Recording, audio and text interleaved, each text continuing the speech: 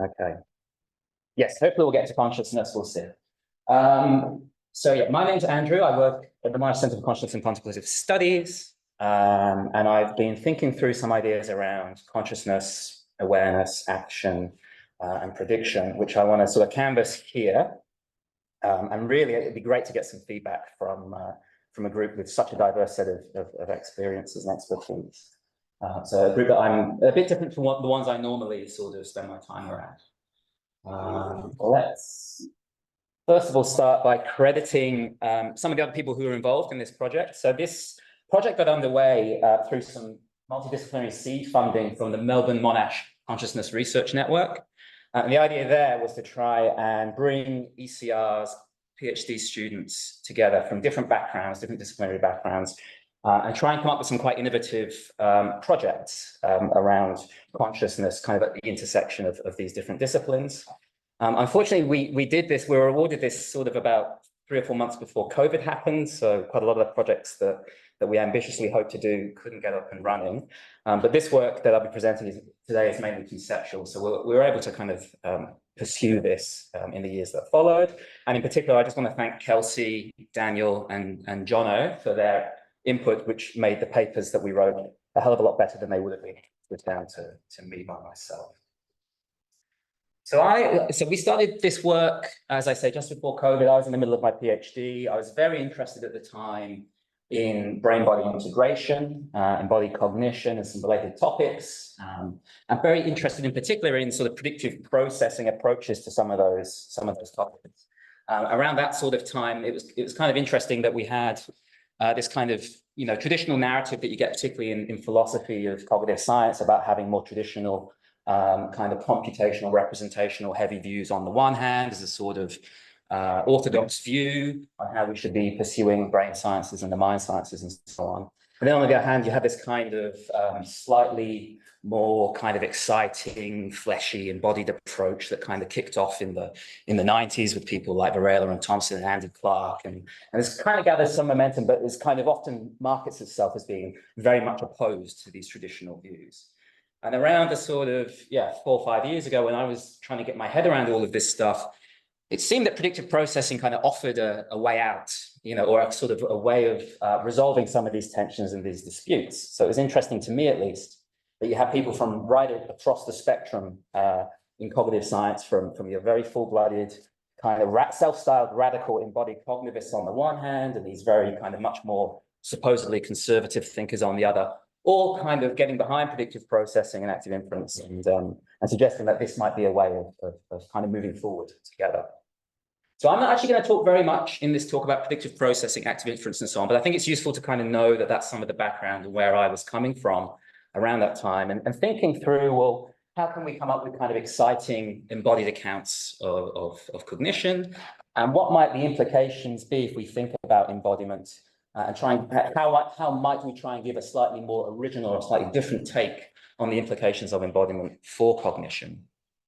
And it's good that Anna's here at the back of the room, because I think she kind of had a similar view, working independently around the same time, or maybe even before me, actually, thinking, well, we have this kind of common experience, right, of going through several months, most of us 9 months, in a womb, some of us not quite 9 months, but there or thereabouts. What are the implications of that? What are the implications of being kind of constructing a cognitive architecture in that way, in that very biological way, whilst being part of another body and being subject to all of these kind of physiological dynamics that are playing out and getting set up and so on and so forth over the course of gestation. And this is where I sort of have to kind of caveat things and say, we hope to get to this question, well, what might the implications be for consciousness? And I guess this kind of spoiler, or just to manage expectations, we didn't quite get there. We got so caught up in trying to do the interesting work of trying to lay the groundwork of thinking through, well, what are these physiological processes? How do they influence cognitive development? That really all I can offer you today is just to say, I think if, like me, you take a broadly physicalist, a kind of, fairly sort of mundane kind of physicalist view of mind, and you think that the mind emerges in some mysterious way, or perhaps not so mysterious way, from the brain and the body that it's in, then perhaps the process that we have to go through in order to set this amazing kind of predictive learning machine up, action-oriented, action-controlling machine, if you want to call it a machine or organ or whatever else, that there's something important about how that constrains then the kinds of minds that are available to us as we enter into infancy, childhood, and beyond. So what I'll do now is I'll talk through the kind of hypothesis that we put forward. I'm just going to sketch this out very loosely. The hypothesis that we put forward in a paper that was published last year in Perspectives on Psychological Science. There we try and spend the first half, it's kind of really two papers mushed together, to be honest. The first half of the paper is talking about some of these topics of embodied cognition, how they receive predictive processing treatments, and what might be, from my point of view at least, when I was working on this as a graduate student, some of the things that I found a little bit unsatisfying about them. But I'm not going to go into that today. As I say, I'm just kind of advertising that in case you're interested. The second half of that paper was really, well, can we try and do something positive? Can we give a slightly different account inspired by predictive processing that might help to at least stimulate some novel thinking, some new ideas, might help try and advance some of the discourse. And so the basic idea of this hypothesis in a nutshell, which we call the visceral afferent training hypothesis, that's, I admit, is a bit of a mouthful. I'm very bad at thinking up new terms, but my co-authors insisted we had to name it something. And visceral afferent training is kind of inspired from this much older psychophysiological literature on visceral afferent feedback, or this visceral afferent feedback hypothesis of the Lacey's from the 60s and 70s. They did a beautiful series of papers where they show the kind of influence of heartbeat dynamics on perception, on action, in very simplistic but very elegant kind of scenarios, setups. Work that's kind of come back into the mainstream in the last 10 years or so, and particularly any of you who are at ASSC and saw Sarah Garfinkel's keynote will be familiar with this kind of idea that she sort of took initially from some of this literature, looking at how feedback from the heart in particular in her case, but does work now on breathing, on gut peristalsis and other rhythms, how these dynamics might modulate a perceptual threshold or might make it more likely to act in one particular moment as opposed to another. And she did some great work extending that idea from this kind of purer sensory motor interface to something that was a little bit more higher order cognitive in nature, so to speak. So memory, context-specific responses, registering a threat and having a fear response as opposed to, and that response manifesting differently as opposed to a non-fearful stimulus. So again, I like to kind of say where the ideas are coming from. That was the inspiration. That's kind of what we were working with. And the basic idea is that these rhythmic physiological dynamics that are occurring in the body during the course of early gestation from the embryonic period and beyond play an instrumental role in early cognitive development. So hopefully it's fairly kind of anodyne to say that the processes that are going on are important for brain development. Obviously, we know during gestation, you need to have all of this kind of stuff happening in the body to provide the raw material so that brains and nervous systems and everything else can get built. You need to keep the biological organism alive. So we're trying to go a little bit beyond that, which is, I think, somewhat trivial, to say that the kinds of temporally structured patterns of neural stimulation that are generated by things like the heartbeat help to sculpt the functional and the structural organization of prenatal brain networks. So we're trying to say something a little bit stronger along the lines of that there's an actual kind of form of stimulation here that's being generated by these dynamics, which are necessary for the system to be alive, and that particular kind of input itself might be playing some sort of role in, if you like, helping to guide the development of the nervous system, or even trying to format the nervous system, making it more sensitive to certain kinds of input as opposed to other sorts of input, maybe setting up very basic models that are later elaborated upon for other kinds of maybe more distal stimulation. So I'm going to run, I'm about halfway through the talk already, so I'm going to try and run quite quickly through just basically what we call kind of like candidate mechanisms of visceral afferent training. Some of these might seem more plausible than others. And really, it's just to try and get some ideas on the table. Some of them might be wrong. If they are wrong, that doesn't necessarily say the whole idea is absolutely rubbish, but they're kind of meant to be just to kind of give you a bit of flavor, really, of how this might work, given the literature that we have in other domains. So from developmental neuroscience through to cognitive neuroscience in healthy adults, for instance. So the first idea, the first kind of candidate training mechanism, and we're trying to look for things that could be happening very early, as early as possible. And I meant to say earlier, I forgot, but what I was going to say at some point about 2 slides ago was I discovered, and I was very interested to discover that the cardiovascular system is the first organ system to become operational within the embryo. Okay, so in humans, the heart tube is starting to pulsate at around about 21 days post-conception. And by about 4 weeks post-conception, there's a circulatory system that's set up. And that's really just as a matter of kind of biological necessity. And by that point, the embryo is getting large enough that it can't subsist on diffusion processes alone. So you need some kind of mechanism of circulating metabolic substances, substrates that can be used to build these new structures, and also clearing waste and supplying the basic ingredients you need to keep that system alive.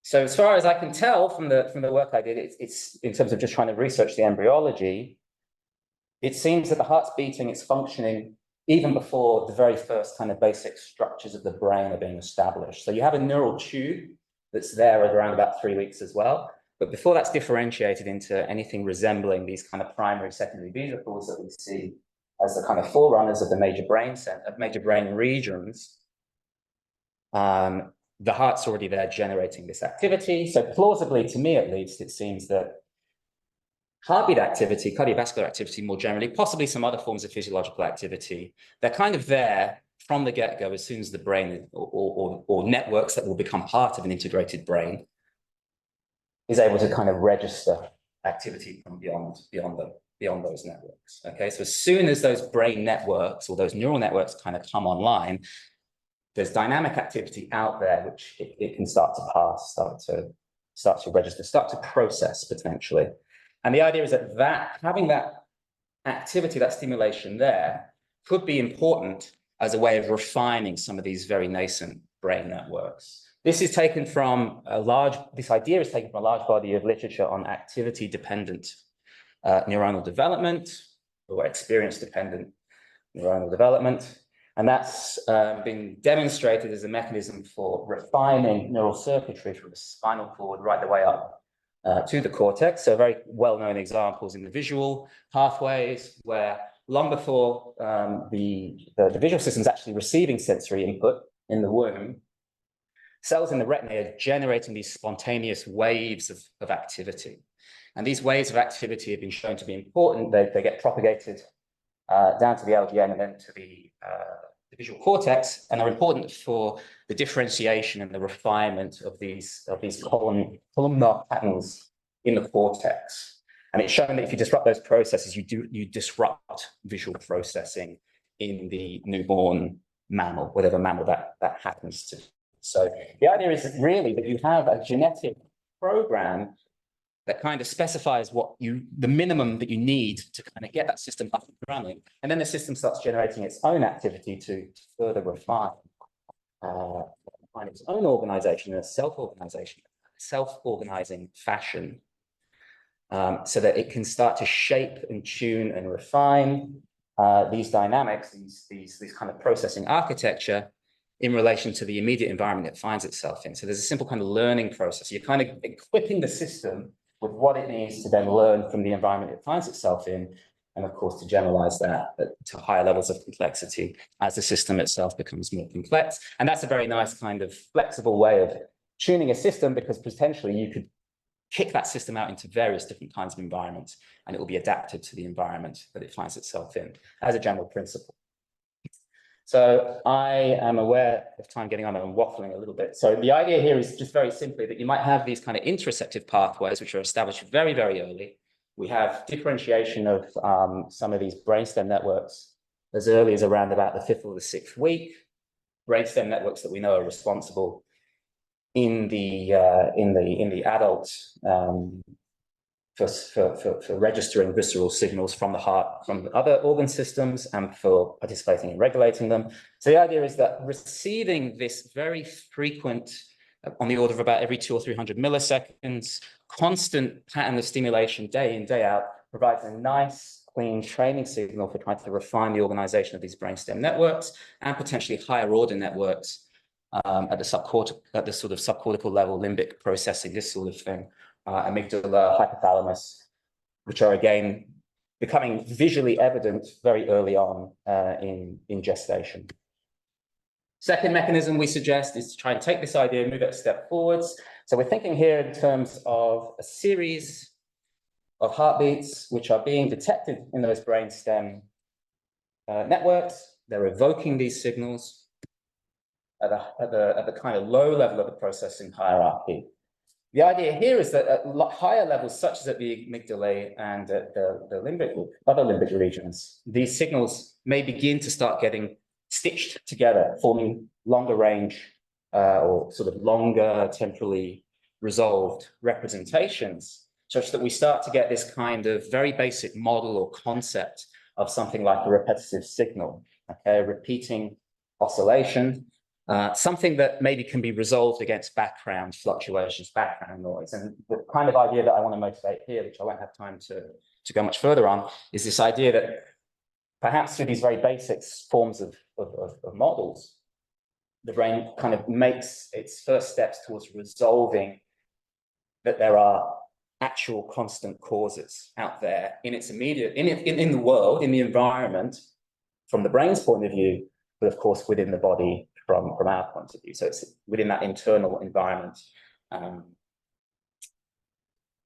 rather than something like out there in the external world. But the thought would be that you could take some kind of model like this kind of, another way of looking at it is something like it's performing kind of a source separation type function to pass sensory inputs into relevant signals, and that again can be elaborated, extended, and can be applied once outside the womb into the context of resolving more distal sensory signals and predicting how those signals might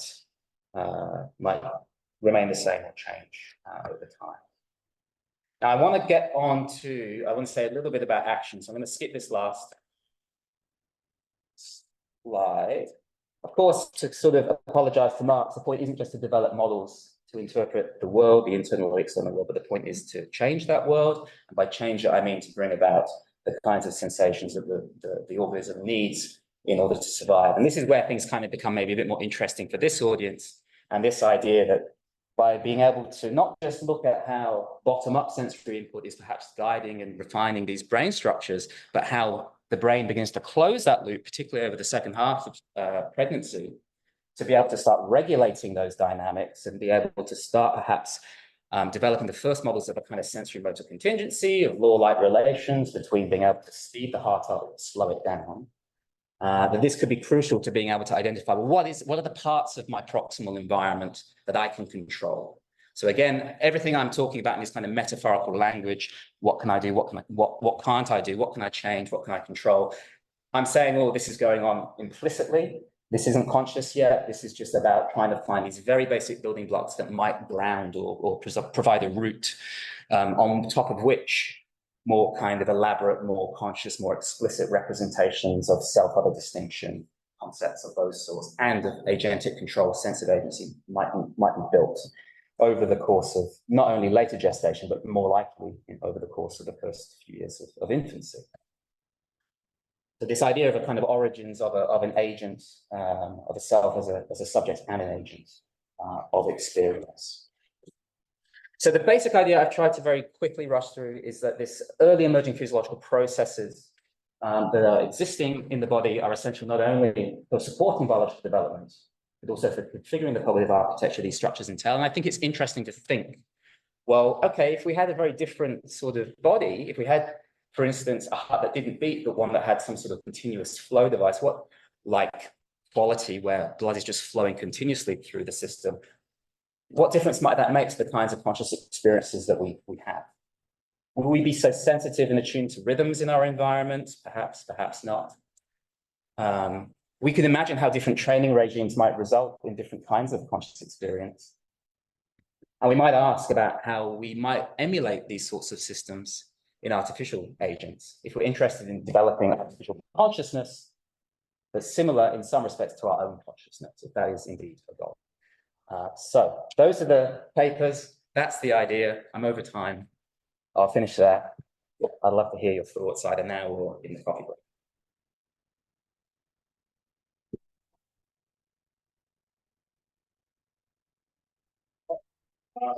From the audience, please. It was a very interesting model. Thank you for the talk. I was looking for a model that I can rely on. It's very interesting. I want more. So in terms of the co-evolving process, after the first stage of development, it's assumed that the brain and the heart, this rhythm co-evolve into adulthood, and then you start to have different brain regions start to develop, and then you may have control over, that you have more control over the rhythm, you have more agency in modulating this interaction between the two. Yeah. Is it? That's basically the idea. So the idea is, to put it very bluntly, that it seems plausible to me that the first sort of trimester and perhaps early part of the second trimester, there's a lot of perceptual modeling going on, trying to figure out what's, again, speaking metaphorically, what's in my immediate environment? What is all this, trying to resolve signal from noise, trying to sort of make sense, if you like, again, a little bit poetically, of all of this stimulation, at least trying to pass it into certain structures. So there's a kind of very basic form of structural learning, perceptual learning. These are the ideas I was working with. But then we know that from around about 18, maybe 16 weeks, but certainly 18 to 20 weeks, we start to see more expression of heart rate variability, most likely mediated by autonomic nervous system connections. There's certainly the connectivity present in the central and the peripheral nervous system for that to be the mechanism. And then what you see is that those trajectories of heart rate variability and behavioral variability just start to increase over the course of the remaining gestational period.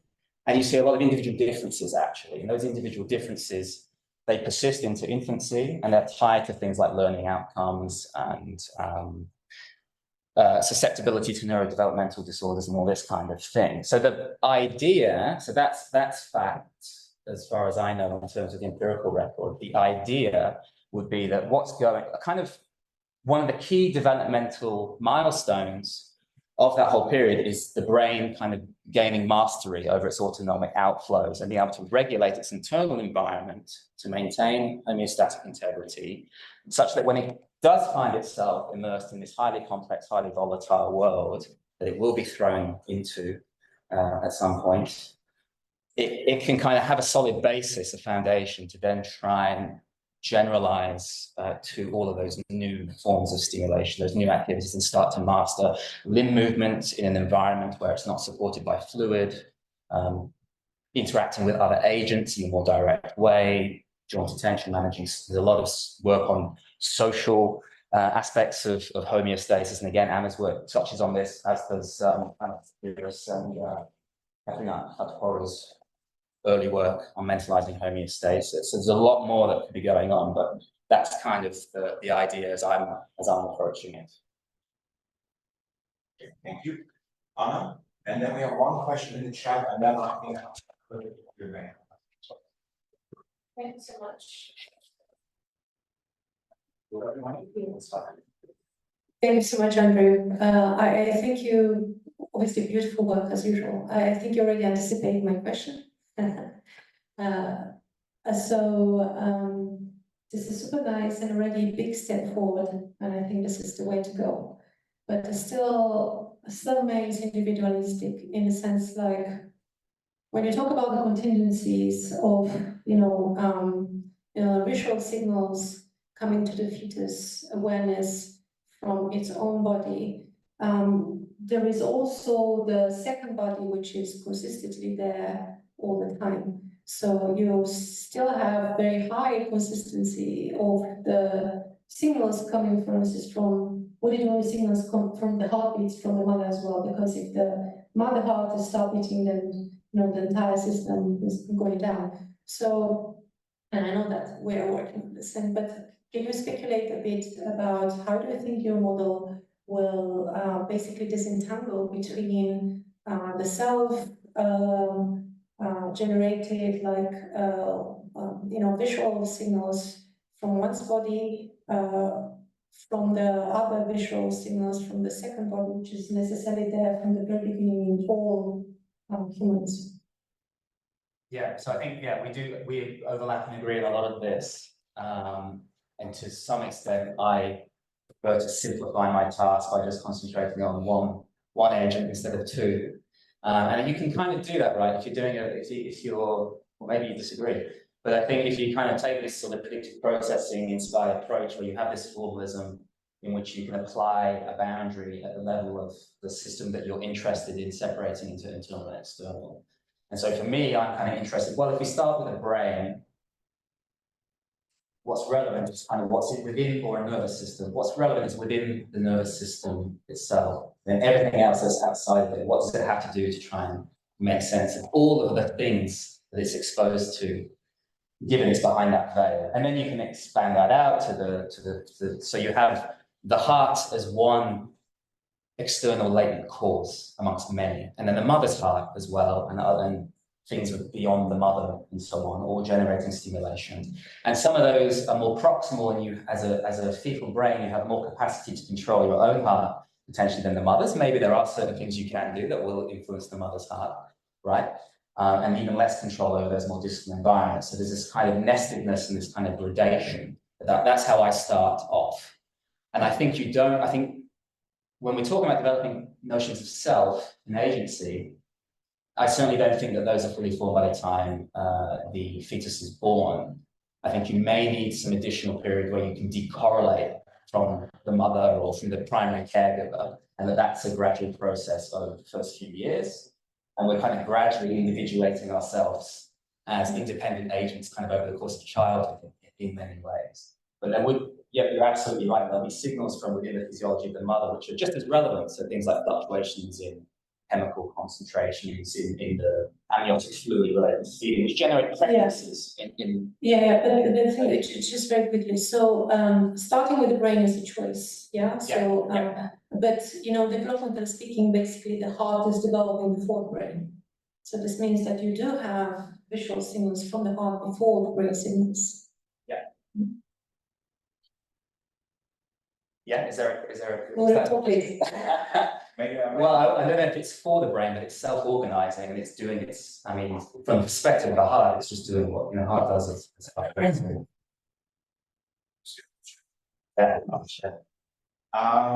I may have to interrupt here. We have another question in the chat, but maybe Andrew, could I refer you to the chat maybe to respond to that? I'm very sorry. Sure. I think we have to move on to the next speaker. May I ask the second speaker? Thank you again, Andrew.